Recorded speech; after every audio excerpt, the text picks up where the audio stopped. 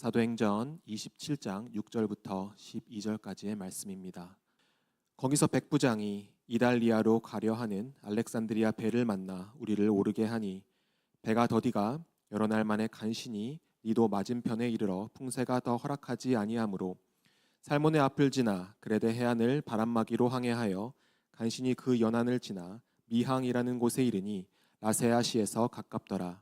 여러 날이 걸려 금식하는 절기가 이미 지났으므로 항해하기가 위태한지라 바울이 그들을 권하여 말하되 여러분이여 내가 보니 이번 항해가 하물과 배만 아니라 우리 생명에도 타격과 많은 손해를 끼치리라 하되 백부장이 선장과 선주의 말을 바울의 말보다 더 믿더라.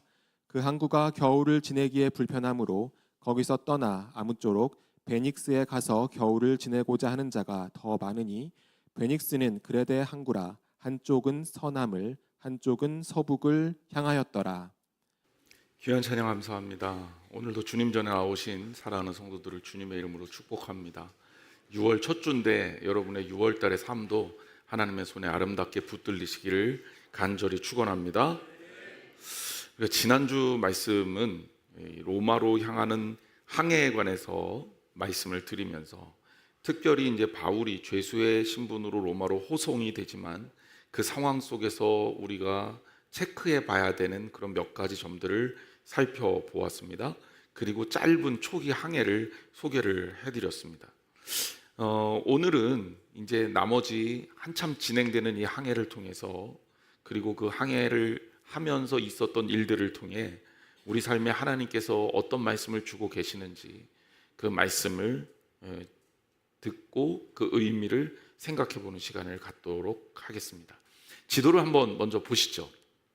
그 지도를 자꾸 보여드리는 이유는 이 성경 말씀만 봐서는 상황이 그려지지가 않아요. 그래서 지도를 자꾸 보면서 이게 이렇게 된 거구나 라고 여러분들이 알아야 되는데 바울 일행이요 가이사랴에서 출발했습니다. 여러분 지도의 오른편에 출발지가 나와 있죠. 그 위로 이제 시돈이에요. 거길 잠깐 들렸다가 어디로 간 거냐면 무라라는 항구 도시로 향합니다. 그리고 오늘 본문에 이제 기점이자 그리고 새롭게 배를 갈아타는 이 항구 도시가 무라라는 항구 도시입니다. 네모난 박스 쳐져 있죠. 자, 이제 이 무라라는 항구 도시에 바울 일행이 일단 내렸어요. 그리고 아드라무테론으로 가던 그 배에서 이제 다른 배로 갈아타는데 성경에 의하면 어떤 배를 갈아타냐면 알렉산드리아에서 로마로 가는 배를 타게 됩니다. 자, 알렉산드리아에서 로마로 무라를 경유해서 가는 배예요. 그럼 이 배는 어떤 의미가 있는 거냐? 그리고 왜 알렉산드리아에서 로마로 가는데 중간에 더 최단 경로를 택하지 않고 무라까지 올라갔다가 가느냐? 뭐 이런 질문들을 우리가 몇 가지 좀 살펴볼 수가 있습니다. 이 배는요, 알렉산드리아에서 로마까지 가는 이 배는 비교적 그 당시에는 굉장히 많은 배 편수가 있던 배입니다. 어떤 의미가 있는 거냐면 당시 지금 여러분들이 본 지도가 로마의 지도입니다. 당시 로마의 지도. 그러니까 로마라는 나라가 이렇게 지중해를 중심으로 해서 이 지역별로 쫙 나뉘어 있었고요. 밑에 동그라미 친 데 있죠. 여기가 알렉산드리아인데 이 알렉산드리아가 이집트라고 보시면 됩니다. 자, 그러면 이집트 이제 이집트의 북쪽 나일강 하단 나일강에 흐르는 이 삼각주 지역이 어떤 의미가 있냐? 제가 늘 성경에서 나올 때 이 이집트, 특히 애굽 땅은 곡창지대다라는 말씀을 드렸을 거예요. 그래서 야곱의 일행이 기근이 들었을 때 애굽으로 가죠. 식량을 꾸러. 흉년이 들면 늘 이 팔레스틴 사람들이 가는 데가 어디냐? 애굽 땅이에요. 왜? 애굽 땅에는 곡식이 있습니다. 그럼 애굽 땅에 곡식이 왜 있느냐? 나일강 삼각주가 기가 막히게 펼쳐져 있고 그 나일강 삼각주는 날씨에 비교적 영향을 덜 받아서 관계 농업을 하는데요. 관계 농업이란 강에서 물기를 끌어다가 농사를 짓는 거죠. 그러니까 로마 시대 때도 이 알렉산드리아 지역은 어마어마한 곡창지대였어요. 밀농사가 굉장히 많이 됐다는 거예요. 그러니 저 밀농사 안 되는 이 로마나 이탈리아나 혹은 그리스나 이쪽 지역에서 농사를 짓기보다는 알렉산드리아에서 밀을 생산해서 로마에서 배로 실어 날라서 로마까지 가는 배가 있었던 거고요. 그런 배가 빈번했던 겁니다. 그런데 왜 직접 안 가고, 여러분들 그 중간에 지도에 보면 이게 이제 성경에 있는 그레네라는 오늘 우리 기준으로는 크레타 섬입니다. 이 크레타 섬이 중간에 딱 있거든요. 바로 이 크레타 섬으로 안 가고 왜 무라르하는 곳을 들려서 가야 되느냐? 바람 때문에 그래요. 일반적으로 이 해류냐 바람이 서풍이 좀 많이 불기 때문에 직접 가는 것보다는 무라를 들러서 가는 게 당시의 항해 기술로는 훨씬 더 무난했던 겁니다. 그러다 보니까 무라라는 이 도시가 항구 도시로, 즉 밀 교역하는 항구 도시로, 그러니까 무라 쪽에서 또 소아시아로 밀이 또 알렉산드리아에서 가져온 밀들이 무역이 됐겠고, 또 여기에서 로마로 또 가는 배가 쉽게 얘기해서 곡창지대에서 생산된 밀을 중간 기착지로 이 무라라는 항구 도시가 어마어마하게 발달하게 된 겁니다. 그래서 바울 일행이 당시에 일반적인 사람들이 다 그랬을 거예요. 소아시아 사람들이 로마로 가는 배를 어디에서 가장 쉽게 만날 수 있느냐? 바로 이 무라라는 항구로 와서 이 로마로 가는 배를 타고 가는 게 일반적인 루트입니다. 그러니까 바울 일행이 지금 가이사랴에서 출발해서 그리고 시돈을 지나서 무라로 가서 무라에서 배를 갈아타는 것은 이 일정을 잘못 짠 게 아니라 너무너무 자연스럽게 잘 짠 겁니다. 제가 지난 시간에도 얘기했지만 가이사랴 쪽 또 시돈 쪽의 항구 도시는 여기는 큰 배가 들어오기는 지장이 있어서 아주 멀리 항해하는 배들은 잘 들어오지 않았다. 수심 때문에 그렇다라고 말씀을 드렸습니다. 그래서 이렇게 이제 진행이 됩니다. 자, 무라에서 이제 배를 바꿔 타는 거죠. 그리고 이제 로마로 가는데 문제는 이때 아주 강한 북서풍이 불고 있었다. 제가 화살표로 표시를 크게 해놨죠. 북서풍 하면 어떤 바람인지 모르실 것 같아서 제가 이렇게 표시를 해놨는데, 원래 이 항로가 어떻게 잡혀져야 하냐면 무라에서 크레타 섬 북쪽으로, 그러니까 지도상으로 위쪽이죠. 위쪽으로 해서 로마로 올라가는 게 맞아요. 근데 북서풍이 하도 부니까 그렇게 항로를 못 잡은 겁니다. 자, 7절 말씀을 볼게요. 배가 더디가 여러 날 만에 간신히 니도 맞은편에 이르러 풍세가 더 허락하지 아니하므로 살모네 앞을 지나 그레데 해안을 바람막이로 항해하여 간신히 그 연안을 지나 미항이라는 곳에 이르니 라세아시에서 가깝더라 라고 했어요. 배가 무라를 출항해서 니도 맞은편에 이르렀다. 좀 이 지도를 확대를 해보겠습니다. 확대해보면 여러분 그 중간에 제가 네모난 박스 주황색으로 쳐놓은 데 있죠. 여기가 니도입니다. 그러니까 무라에서 그 옆에 이 무라에서 니도까지 가는데도 고생고생한 거예요. 왜? 아까 그렇게 매섭게 몰아치는 북서풍 때문에. 그래서 이 니도까지 간신히 이르렀다가, 원래는 직진으로 해서 동해에서 서로 항해를 쭉 해야 되는 건데 크레타 섬 북쪽으로 말입니다. 그렇게 못하고 바람 때문에 계속 배가 밀리면서 살모네 쪽으로 내려간 거죠. 살모네가 어디냐? 저 배 항로 밑에 보면 꺾이는 지점 있잖아요. 크레타 섬 오른쪽에 살모네 지점으로 내려와서 크레타 섬을 바람막이로 삼아서 미항까지 이르렀다라고 이야기를 한 거예요. 미항에 이제 도착한 이 일행은 라세아시에서 가까웠다. 자, 동그랗게 제가 표시해 놓은 데가 라세아와 미항이 있는 지역입니다. 자, 근데 여기가 이제는 바람이 하도 부니까 미항까지 왔고요. 성경에서 여러분들이 보듯이 여러 날이 걸렸단 말입니다. 이제 어떻게 항해를 할 것인가 고민할 때가 됐어요. 왜? 원하는 대로 항해를 할 수가 없었기 때문입니다. 자, 9절 말씀에 보면 이렇게 그 말이 이어집니다. 여러 날이 걸려 금식하는 절기가 이미 지났으므로 항해하기가 위태한지라 바울이 그들을 권하여. 여기 금식하는 절기란 이스라엘 민족의 절기 중에 속죄일이라고 있어요. 이 속죄일이 티리시월 10일, 즉 우리 달력으로는요 9월 말에서 10월 초까지, 이 이스라엘 유대인들은 보통 음력 비슷한 걸 쓰거든요. 그래서 이 양력하고 안 맞습니다. 근데 9월 말에서 10월 초까지 걸려요. 그러니까 이 속죄일이 지났다라는 표현은 뭐냐면 지금 날짜로 따졌을 때 10월 중순 정도 된 거다. 그럼 당시 지중해에서 10월 중순에 항해하는 게 어떤 위험이 있냐? 단거리 항해는 가능합니다. 이 지중해는요 11월 중순부터는 11월 초가 지나면요 항해를 할 수가 없어요. 겨울에는 항해를 안 하게 됩니다. 그 당시 항해 기술로, 지금이야 다 다니지만. 왜냐하면 굉장히 바람이 거세게 분다는 거예요. 그러면 이제 올해 한 해 가긴 틀렸어요. 바울 일행이 올해 한 해 로마에 도착하기는 이제 어려운 상황이 됐고, 이제 겨울을 어디서 날 것인가 이 결정을 해야 되는 거예요. 그때 바울이 권하는 거죠. 뭐라고 권했나 한번 봅시다. 10절 말씀 같이 한번 읽어보겠습니다. 시작. 말하되 여러분이여 내가 보니 이번 항해가 하물과 배만 아니라 우리 생명에도 타격과 많은 손해를 끼치리라 하되. 바울이 자신의 의견을 전달하는 거죠. 실제적으로 바울은 1차, 2차, 3차 전도 여행을 했고 또 여러 번 배를 타고 여행을 했습니다.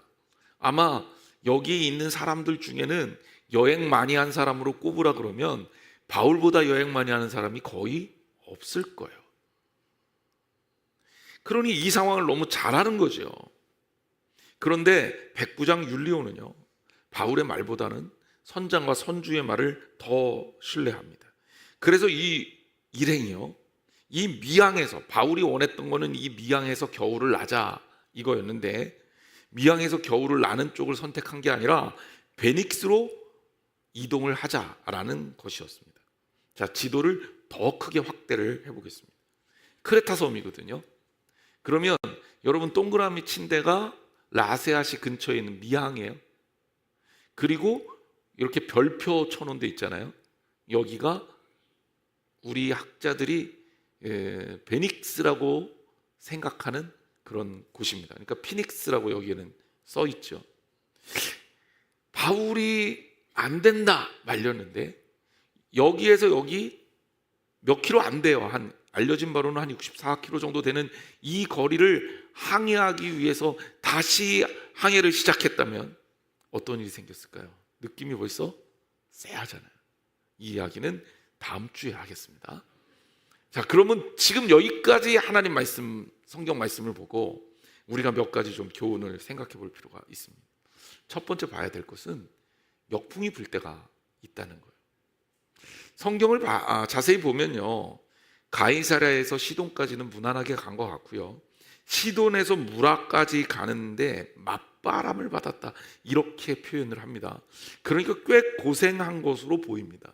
그리고 게다가 이 배는 작은 배예요. 이 작은 배가 아드라무떼노로 가면서 맞바람을 맞았고 무라의 일행을 내려준 거예요. 그 무라에서 바울 일행은요 알렉산드리아에서 로마로 가는 큰 배를 만나서 타게 됩니다. 목사님 그 큰 배인지 어떻게 알아요? 성경에 나오니까 제가 그런 얘기 한 거예요.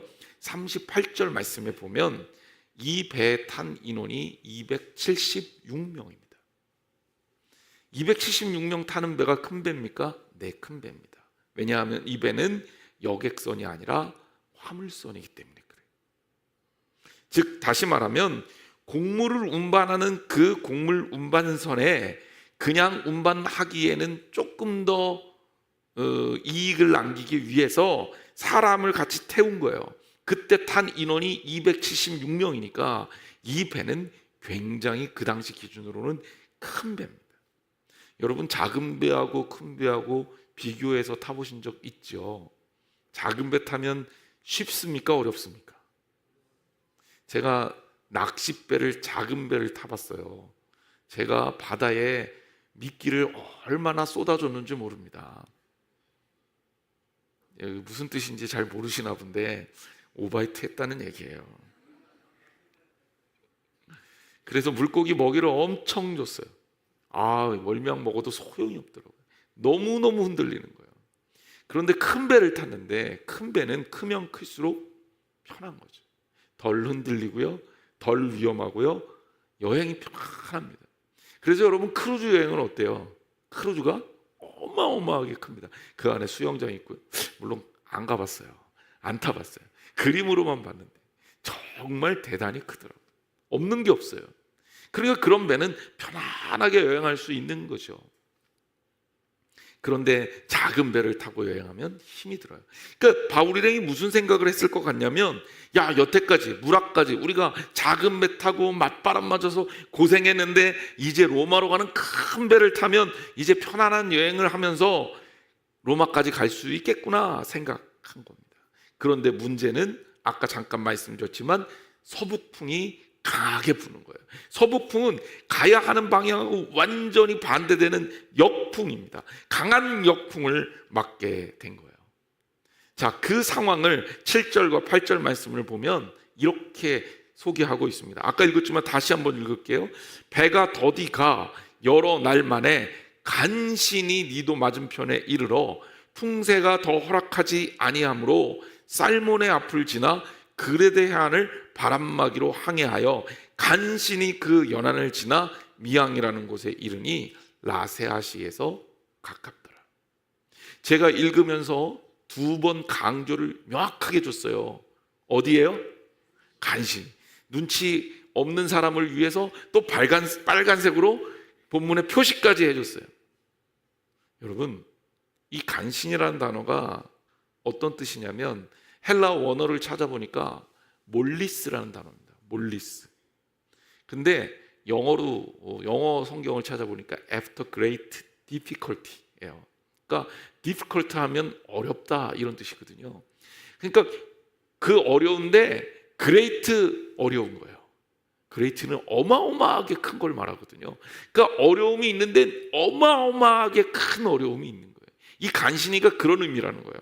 실제로 이 몰리스라는 단어가 몰로스라는 명사에서 온 단어예요. 이 몰로스라는 뜻은 수고, 고생 이런 뜻입니다. 그러니까 너무너무 고생을 아주 심하게 했다라는 거예요. 이 간신이라는 단어가 7절에도 한번 나오고 8절에도 나와요. 그러니까 7절의 간신이는 무라에서 떠나서 니도까지 이르는데 간신히 갔어.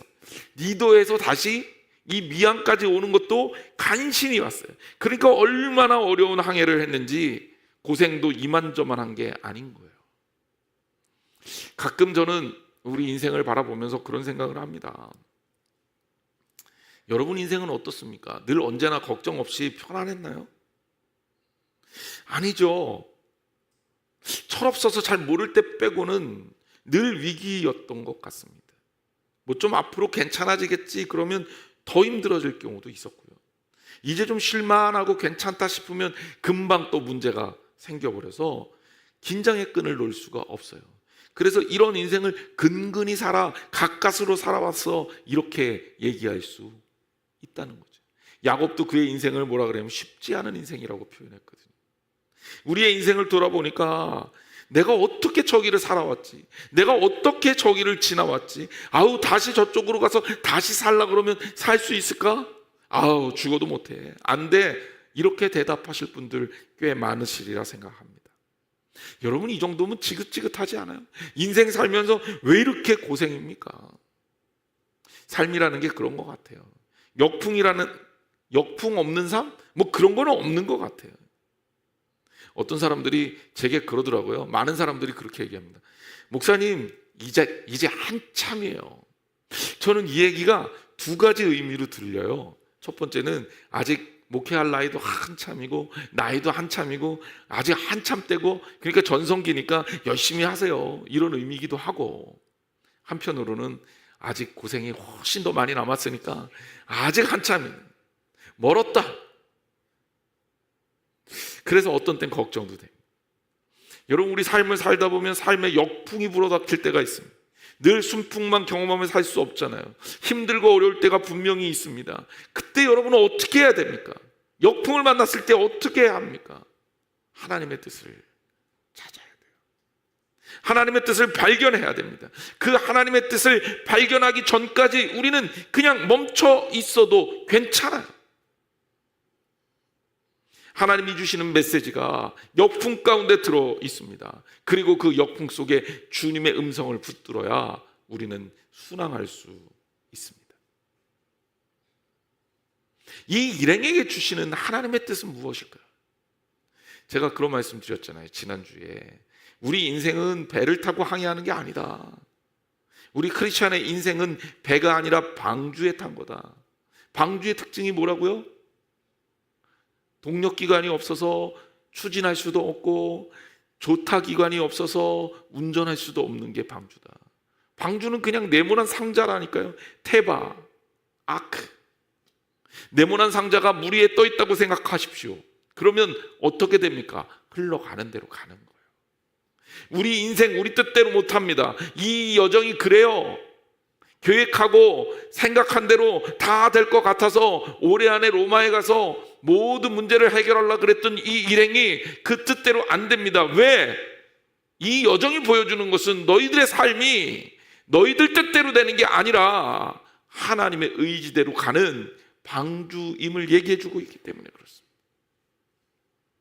자, 드디어 간신히 맞바람 받고 물 앞까지 왔다가 배를 갈아탔는데 거기서 더 고생해서 간신히 미양에 도착한 일행들, 이제 여기서 이들은 결정의 순간을 맞이하게 됩니다.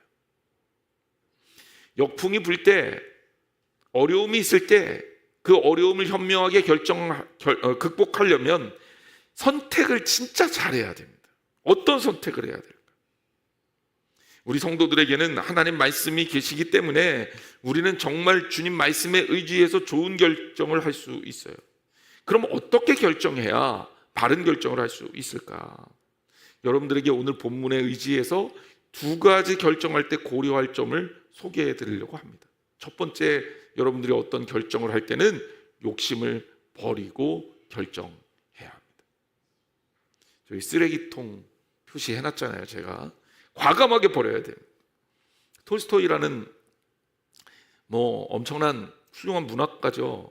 그 문학가가 쓴 소설, 단편 소설 중에 사람은 얼마만큼의 땅이 필요한가라는 그런 제목의 소설이 있습니다. 시간이 되면 여러분 한번 읽어보시면 재미있는데요. 여기 주인공이 빠흠이에요. 빠흠. 이 빠흠이라는 사람의 이야기가 나오는데, 이 빠흠은요, 농사 짓는 사람이고요. 농사를 지으면서 자기 소원이 뭐냐면 넓은 땅을 소유하는 거예요. 어느 정도 부지런하고 근면하게 일해서 충분히 좋은 땅을 소유하고 잘 살아요. 근데 욕심이 많아요. 그러니까 다른 땅을 또 삽니다. 그런데 그것도 모자른데 옆에 마을의 촌장이 좋은 땅을 내놓고 이런 규칙을 겁니다. 여기다 돈을 내고 이 땅을 갖기 위해서 등록을 하면 해가 뜰 때 출발해서 해가 질 때까지 이렇게 걷든지 뛰든지 기든지 해서 해가 질 때까지 돌아오는 그 안에 들어가는 땅, 상상이 좀 되시죠?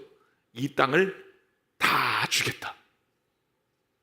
빠흠이 그 이야기를 듣고 달려가서 그 땅을 얻기 위해서 출발점에 섭니다.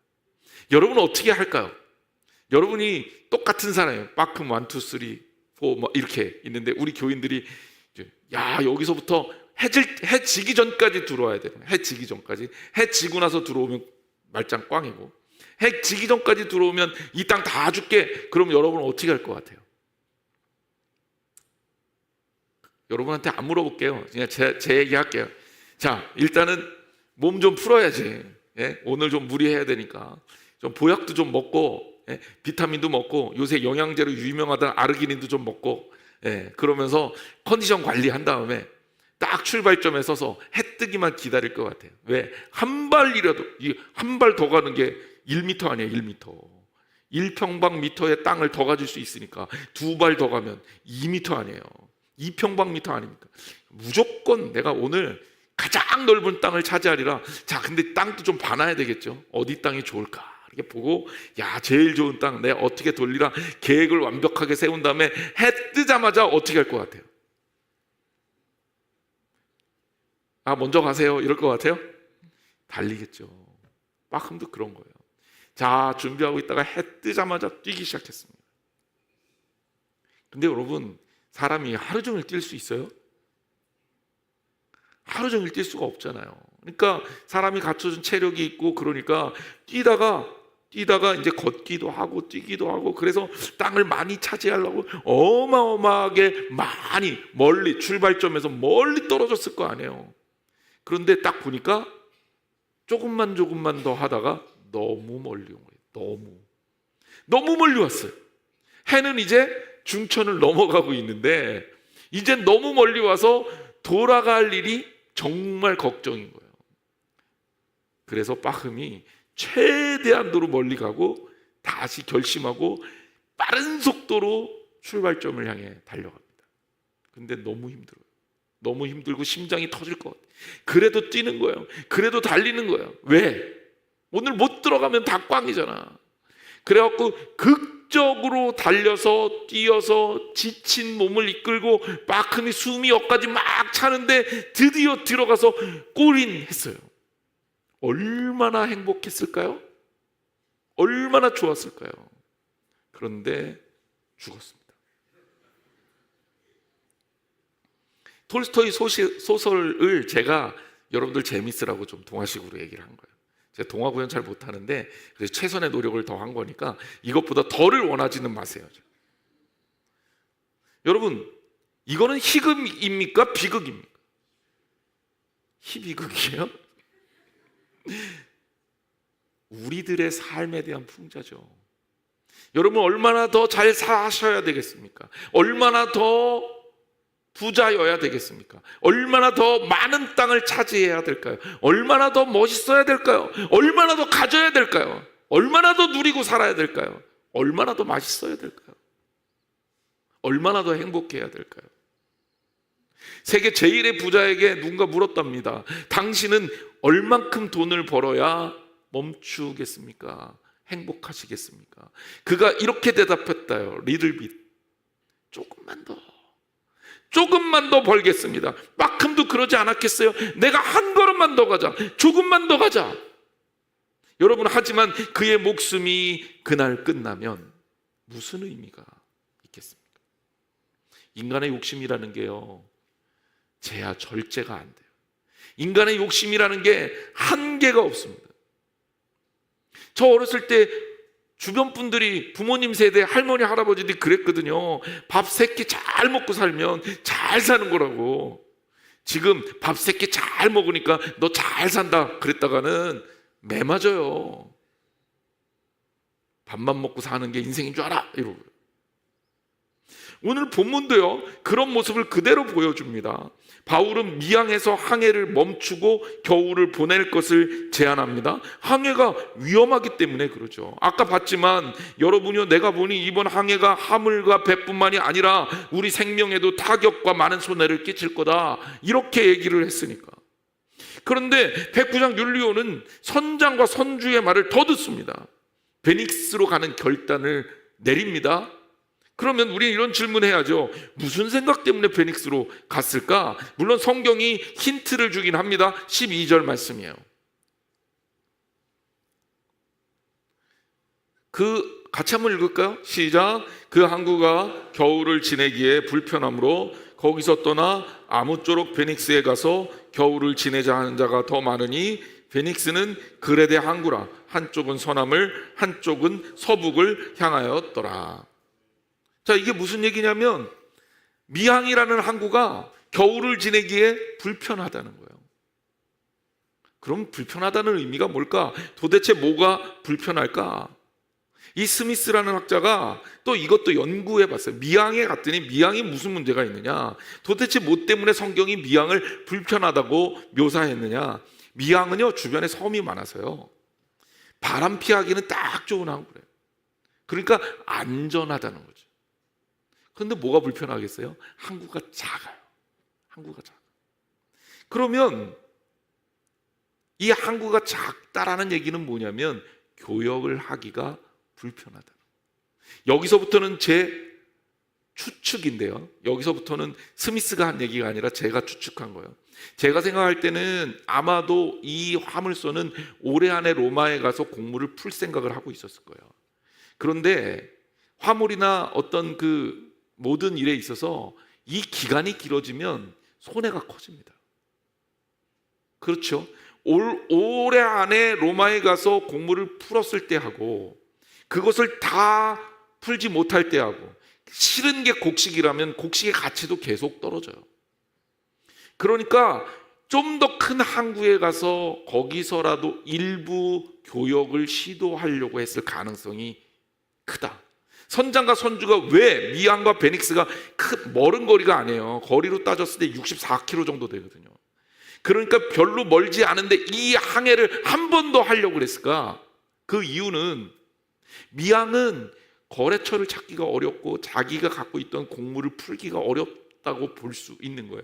즉 경제적 손해를 메꿀 만한 상황이 안 된다는 거죠. 그래서 베닉스로 이동해서 좀 큰 항구로 가면 거기에서 일부나마 자기들의 손해를 좀 보정하고, 이 미양이라는 항구가 또 가진 특징이 뭐냐면 지형 자체가 항구가요, 이 배를 대는 곳이 반이 열려 있어서 배가 정박하는 데는 약간의 불편감이 있대요.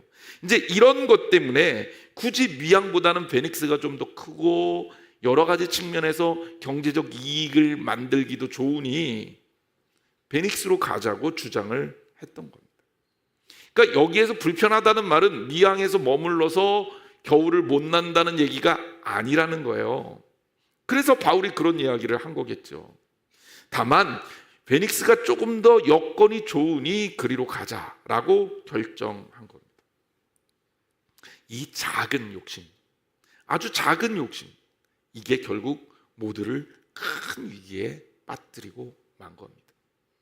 이 이야기는 오늘 우리들에게도 동일하게 해당되는 이야기입니다. 여러분, 조금만 더를 외치다가 분야에서 대실패를 하는 경우가 얼마나 많습니까? 여러분, 얼마나 더 만족해야 될까요? 얼마나 더 행복해야 될까요? 얼마나 더 가져야 될까요? 많은 사람들이 조금만 더를 외치다가 결국은 실패합니다. 야고보서 1장 15절의 말씀을 기억하십시오. 욕심이 잉태한 즉 죄를 낳고 죄가 장성한 즉 사망을 낳느니라. 조금만 더라는 욕심이 결국 사망에 이르게까지 하는 원인이 된다라는 것을 반드시 기억하시기 바랍니다. 그러니 결정을 하는 것, 합리적으로 결정하는 것 맞는데 욕심 부리면서 결정하지 말아야 할 줄 믿습니다. 두 번째는 누구의 말에 귀를 기울일 것인가에 대한 이야기입니다. 일반적으로 역사를 되돌아보면 우리는 유명하고 뛰어난 지도자를 기억합니다. 우리나라 역사에 뛰어난 지도자 누가 있습니까? 세종대왕, 광개토대왕, 충무공 이순신. 뭐 세계 역사를 보더라도 뛰어난 지도자들이 많아요. 뭐 중국만 해도 뭐 삼국지에 나오는 조조, 뭐 유비, 또 뭐 손권 이런 군주들뿐만 아니라 그 이전으로 올라가면 항우나 유방 같은 사람들도 있었죠. 뭐 서양에서도 역시 다르지 않을 거라고 생각합니다. 그런데 우리가 이렇게 대체적으로 누구는 뭐 했어, 누구는 뭐 했어 이렇게 기억하면 그 사람 이름밖에 모르지만요, 역사 공부를 하다 보면 리더 옆에는 대부분 굉장히 뛰어난 조언가가 있어요. 우리가 장자방이라고도 부르고 요즘엔 참모라고도 부르는, 즉 리더에게 자신의 뛰어난 식견을 의견으로 바꿔서 알려주는 충신들이 결국은 역사를, 또 뛰어난 리더를 리더답게 만드는 그런 역할을 했다라는 겁니다. 생각해봐도 그렇죠.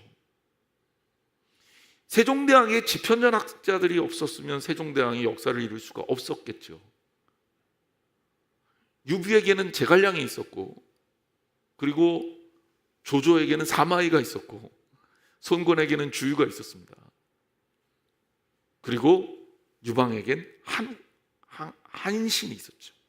이런 뛰어난 참모들이 의견을 냈을 때 지도자가 자신의 의견을 훌륭하게 관철시키는 것도 중요하지만 이 의견들을 들을 수 있는 귀가 있느냐 없느냐가 결국 그 리더의 능력을 저하하는 경우가 많았다는 거예요. 간신의 이야기에 쏠리면 망합니다. 그런 경우도 쉴 새 없이 우리는 역사를 통해서도 볼 수 있죠. 지혜로운 자의 말을 무시하면 실패할 수밖에 없습니다. 여러분, 누구의 말을 듣고 있습니까? 뛰어난 리더가 되고 훌륭한 선택을 하려면 하나님이 기뻐하시는 자의 이야기를 들을 수 있어야 합니다. 자, 오늘 본문에는요, 바울의 이야기와 선장과 선주의 이야기가 대립되고 있습니다. 그리고 대부분 선장과 선주의 이야기에 동의한 것으로 보입니다. 그러니 백부장 율리오는 이쪽으로 판단하는 것이 일반적인 경우라고 볼 수 있습니다. 하지만 그가 조금 더 뛰어난 리더였다면 바울의 이야기를 들었어야 했습니다. 왜 그렇습니까? 선장과 선주의 이야기가 전문가잖아요. 그렇지만 거기에 뭐가 있어요? 인간의 욕심이 개입돼 있다는 사실입니다. 또 하나 봐야 될 게 있습니다. 바울은 혼자가 아니에요. 바울에게 지혜를 주시는 이가 하나님이시라는 거예요.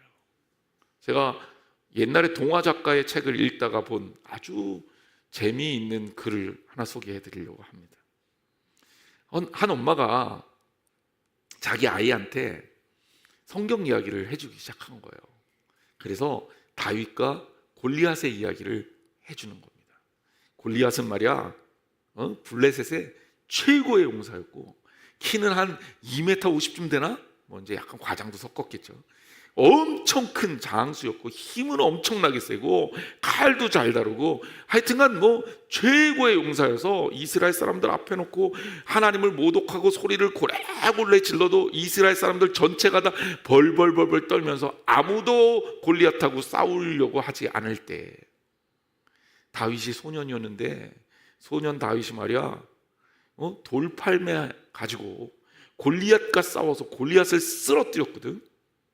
야, 이 다윗 정말 용감하지? 엄마가 이렇게 물어본 겁니다. 아이가 이 이야기를 다 듣고 아이가 이렇게 대답해서 엄마를 놀래키는데요. 아이의 대답은 뭐였냐면, 엄마, 다윗이 뭐가 용감해요? 골리앗이 용감하지. 엄마가 깜짝 놀랐어요. 아니, 내가 잘못 얘기했나? 아니, 골리앗이 덩치가 크다니까. 다윗 말고 다윗은 꼬마야, 꼬마. 그랬는데 이 아이가 대답한 게 명답입니다. 뭐라고 얘기를 했냐면, 엄마, 골리앗은 혼자 싸웠고요, 다윗은 하나님하고 편먹고 싸웠는데 골리앗이 간이 부은 거지 어떻게 다윗이 용감하다고 하나요? 즉 다윗이 용감한 게 아니라 골리앗이 용감한 거다. 왜? 골리앗은 혼자 싸웠는데 하나님하고 대적했기 때문이다 라고 대답을 했다는 거예요. 여러분, 저는 이 이야기의 글을 읽고 마음속에 맞다라는 생각을 했어요. 하나님을 알고 하나님과 함께하는 사람보다 더 위대한 사람은 없습니다. 여러분, 여기 백부장 율리오가요, 지혜로운 사람이었다면 하나님이 함께하는 바울의 이야기를 들었어요. 그렇잖아요. 바울이 뭐라고 얘기한 겁니까? 이번 항해가 화물과 배만 아니라 우리 생명에도 타격과 많은 손해를 끼칠 거다, 바울이 얘기한 거 아니에요. 그런데 재물의 이익과 약간의 편안함 때문에 너무 큰 리스크를 짊어지게 된 거예요. 이건 경영학적으로도 잘못된 겁니다. 왜냐하면 바꿀 수 있는 위험이 아니에요. 그런데 너무 큰 실수를 했어요. 그리고 이 일행은 그 대가를 치러야만 했다는 거예요. 하나님과 함께하는 사람의 이야기를 듣는 것, 하나님의 뜻을 따르는 것, 하나님 말씀을 통해서 하나님께서 우리에게 주시는 교훈을 찾는 것, 여러분, 우리에게 이것이 최고의 지혜인 것을 기억하시기를 주님의 이름으로 축원합니다. 우리는 오늘 불확실성의 시대를 살고 있습니다. 어떻게 앞길이 예측될지 아무도 몰라요. 오늘 우리에게 어떤 일이 일어날지 예측할 수가 없습니다. 그 속도 또한 무지하게 빠릅니다. 옛날에 몇백 년 동안 바뀌었던 일들이 불과 10년, 뭐 5년 사이에 확 바뀌고 있습니다.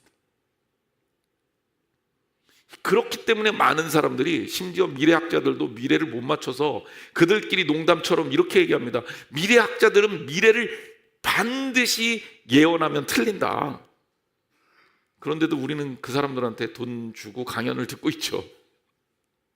그만큼 어렵다는 거예요. 조금이라도 한계 속에서 최대한의 만족을 추구하는 현명한 판단이라고 판결을 딱 했는데, 이게 인간의 교만하고 맞닿아지면 우리는 큰 위기를 맞게 되는 거예요.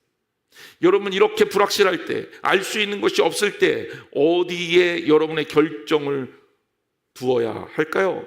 여러분, 어디에 붙들려서 결정을 해야 됩니까? 성경은 말합니다. 하나님 말씀에 붙들려야 한다고. 하나님 말씀의 기준을 맞추면, 하나님의 뜻의 기준을 맞추면 애매할 것이 없습니다. 흔들릴 이유도 없어요. 욕심낼 이유도 없습니다. 하나님 말씀에 귀를 기울이고 하나님과 동행하시는 사랑하는 성도들 되기를 주님의 이름으로 축원합니다. 결론적으로 말씀을 드립니다.